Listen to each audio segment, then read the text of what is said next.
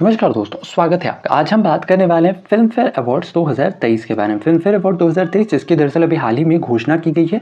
आज की इस वीडियो में जानेंगे वर्ष 2023 के फिल्म फेयर पुरस्कार से किन किन को सम्मानित किया गया, साथ ही इससे जुड़ी कुछ अन्य महत्वपूर्ण जानकारी को भी आज की इस वीडियो में आपके साथ साझा करेंगे। तो चलिए बिना ज़्यादा समय लिए वीडियो को शुरू करते हैं। सबसे पहले जानते हैं सुर्खियों में क्यों है। दरअसल अभी हाल ही में वर्ष 2023 के लिए फिल्म फेयर पुरस्कारों की घोषणा कर दी गई है। इस वर्ष फिल्म फेयर का यह 68वां संस्करण है। इसके अलावा ध्यान रखना है, इस वर्ष यानी वर्ष 2023 का जो फिल्म फेयर पुरस्कार है, इसका आयोजन मुंबई के जियो वर्ल्ड कन्वेंशन सेंटर में 27 अप्रैल को किया गया है। साथ ही यह पहली बारी है जब फिल्म फेयर अवार्ड्स को होस्ट करेंगे सलमान खान। साथ ही साथ इस फिल्म फेयर अवार्ड के अंतर्गत को होस्ट के तौर पर आयुष्मान खुराना और मनीष पॉल होंगे। साथ ही ध्यान रखना है, इस वर्ष फिल्म फेयर अवार्ड के अंतर्गत कुल 19 मुख्य श्रेणियों के अंतर्गत नामांकन लिए गए हैं। इसके अलावा वर्ष 2023 का जो फिल्म फेयर अवार्ड है, इसे एक्चुअली में प्रेजेंट किया जा रहा है Hyundai के द्वारा। यानी इस वर्ष का जो फिल्म फेयर अवार्ड है, इसे Hyundai फिल्म फेयर अवार्ड 2023 के नाम से जाना गया है।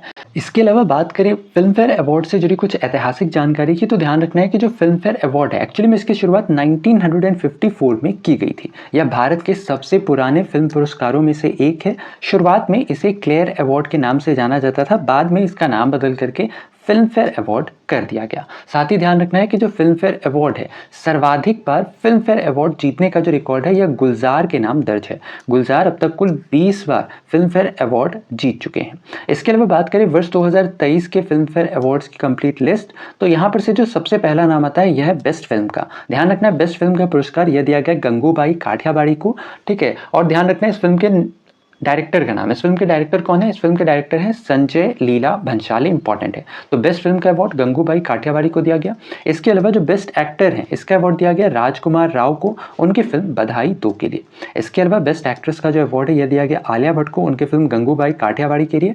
साथ ही ध्यान रखना है, बेस्ट सपोर्टिंग एक्टर का जो पुरस्कार है, यह दिया गया अनिल कपूर को, उनकी फिल्म जुग जुग जियो के लिए।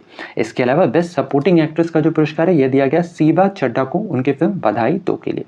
इसके अलावा और भी इसके अंतर्गत कई सारे पुरस्कार वितरित किए गए, जिसके अंतर्गत एक और जो इम्पोर्टेंट है वो है बेस्ट फिल्म का।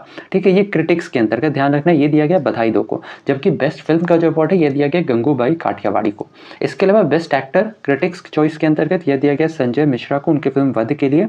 और best actress in critics choice यह दिया गया भूमि पेडनेकर को, उनकी फिल्म बधाई 2, और तब्बू को, उनकी फिल्म भूल भुलैया 2 के लिए। साथ ही साथ ध्यान रखना है, इसके अंतर्गत बेस्ट डायरेक्टर का जो पुरस्कार है, यह दिया गया संजय लीला भंसाली को, उनकी फिल्म गंगूबाई काठियावाड़ी के लिए।